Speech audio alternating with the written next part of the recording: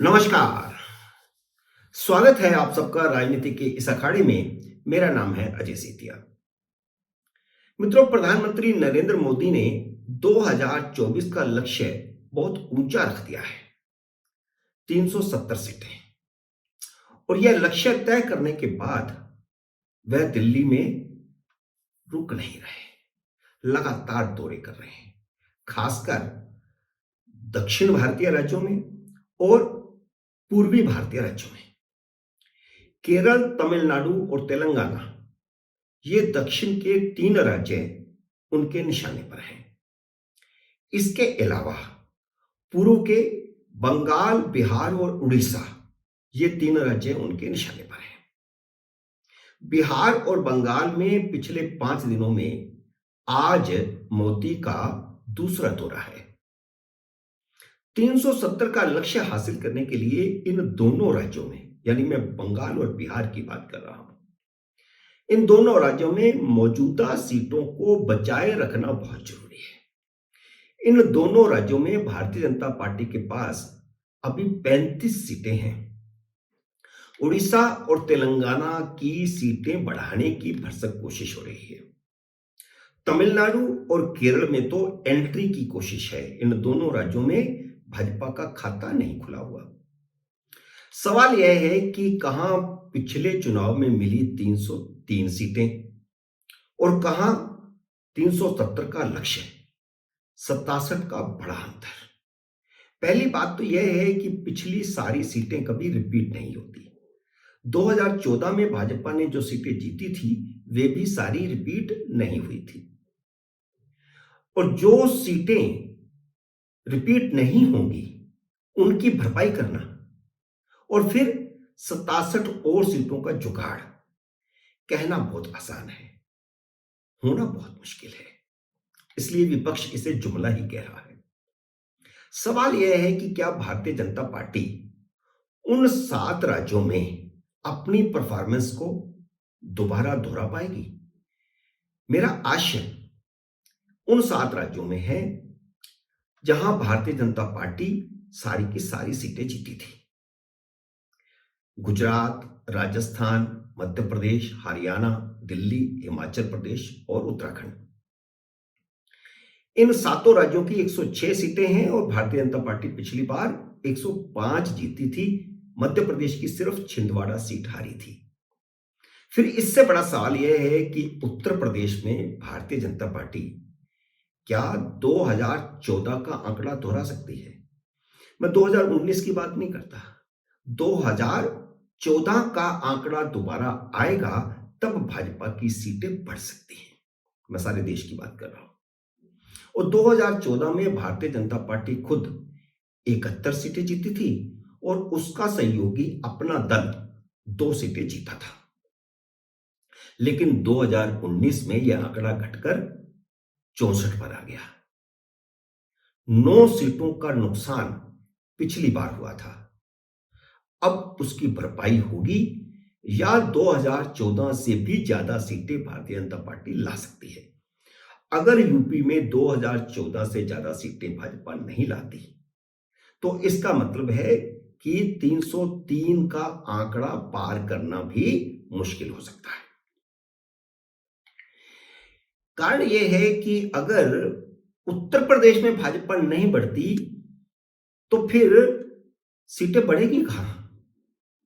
अभी India TV का एक ओपिनियन पोल आया है जिसने मोदी के साथ साथ इंडी अलायंस को भी हिलाकर रख दिया है। इस ओपिनियन पोल को राज्यवार समझना बहुत जरूरी है और इस वीडियो में मैं उस ओपिनियन पोल के अलावा अपना आकलन भी दूंगा। ओपिनियन पोल ने उन 7 ही राज्यों में जिनका मैंने पहले जिक्र किया, भाजपा की सीटें रिपीट होने की बात कही है। अलबत्ता उसमें पिछली बार हारी छिंदवाड़ा सीट को भी जोड़ा है, यानी छिंदवाड़ा सीट भी इस बार कमलनाथ के बेटे नुकुलनाथ हार रहे हैं। हालांकि हरियाणा में मुझे नहीं लगता कि भाजपा 10 रिपीट कर सकती है। अगर हरियाणा में सभी 10 सीटें भारतीय जनता पार्टी रिपीट कर रही है तो फिर बाकी 6 राज्यों में शक की कोई गुंजाइश ही नहीं रहती। ओपिनियन पोल कहता है कि हरियाणा में सभी 7 सीटें भाजपा दोबारा जीत रही है। दिल्ली की सातों सीटें भी दोबारा जीत रही है, आम आदमी पार्टी और कांग्रेस का गठजोड़ होने के बावजूद। इसी तरह राजस्थान, उत्तराखंड और हिमाचल में भी 2019 दोहरा रही है। राजस्थान में एक सीट भाजपा ने पिछली बार गठबंधन के सहयोगी को दी थी। इस बार वह गठबंधन का सहयोगी कांग्रेस के साथ चला गया है, इसलिए 25 सीटें भाजपा लड़ेगी।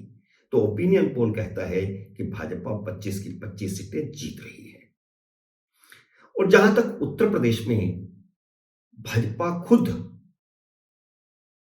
कितनी सीटें जीतेगी, ओपिनियन पोल कहता है 2014 से भी ज्यादा भाजपा 74 सीटें जीत रही है। अपना दल और आरएलडी भी अपनी 2-2 सीटें जीत रही हैं। आरएलडी अभी अभी भाजपा के साथ आई है। इसके अलावा भी भाजपा ने बाकी और दो दलों को एक एक सीट दी है।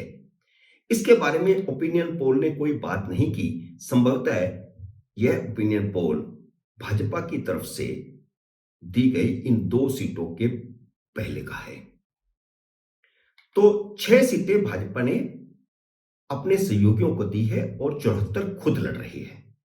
तो इसका मतलब यह है कि अगर उन 2 सीटों को अलग कर दिया जाए तो भाजपा 72 सीटें जीत रही है। इस ओपिनियन की पोल की सबसे बड़ी बात यह है कि कांग्रेस का सुपड़ा साफ हो रहा है। पिछली बार वह अमेठी हारी थी, इस बार रायबरेली भी हार रही है। बहुजन समाज पार्टी का भी सुपड़ा साफ हो रहा है। पिछली बार वह 10 सीटें जीत गई थी, उस समय समाजवादी पार्टी के साथ उसका गठबंधन था। अभी तक की उम्मीद यह है कि रायबरेली से प्रियंका और अमेठी से फिर से राहुल गांधी चुनाव लड़ेंगे। अगर ये दोनों ही चुनाव हार जाते हैं और राहुल गांधी वायनाड या दूसरी किसी अन्य सीट पर चुनाव नहीं लड़ते, क्योंकि उनके वायनाड से भी हटने की बात चल रही है। सीपीएम ने उनको कहा है कि आप यहां से जाइए, आप पूरे देश में भाजपा से लड़ रहे हैं, केरल में हमसे लड़ रहे हैं। तो उम्मीद यही है कि वह वायनाड न लड़ करके किसी और सीट से यानी कर्नाटक में लड़ सकते हैं या कहीं और।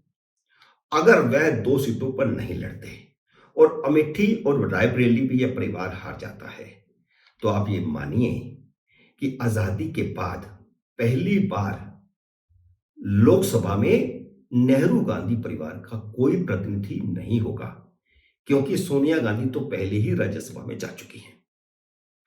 इस ओपिनियन पोल में बसपा और कांग्रेस के पूरी तरह यूपी में सफाई की बात कही गई है। वैसे 2014 में भी बसपा का सफाया हुआ था। 2014 में कांग्रेस 2 सीटें जीती थी, 2019 में एक सिर्फ रायबरेली की जीत पाई थी। और समाजवादी पार्टी को सिर्फ 2 सीटें मिलने की बात इस बार कही गई। पिछली बार वह 5 जीती थी, 2014 में भी 5 जीती थी। लेकिन सवाल यह है कि मुलायम सिंह परिवार के ही 5 सदस्य उम्मीदवार हैं, मैदान में होंगे।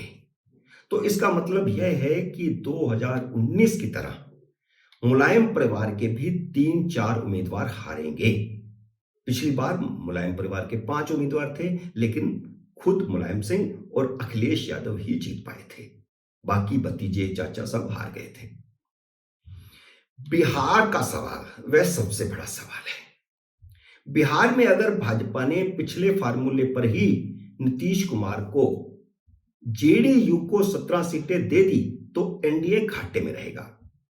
भाजपा तो भले ही अपनी पुरानी 17 सीटें जीत जाएगी, लेकिन जेडीयू पिछली बार की तरह 16 सीटें नहीं जीत सकती। इसलिए भाजपा को कम से कम 22-23 सीटें खुद लड़नी चाहिए। चिराग पासवान और पारस पासवान को भी 6 सीटें देने का कोई फायदा भाजपा को नहीं होगा, बल्कि महंगा पड़ेगा। आरजेडी को जो फायदा होगा वह इन्हीं सीटों पर होगा, भाजपा के सहयोगियों की सीटों पर।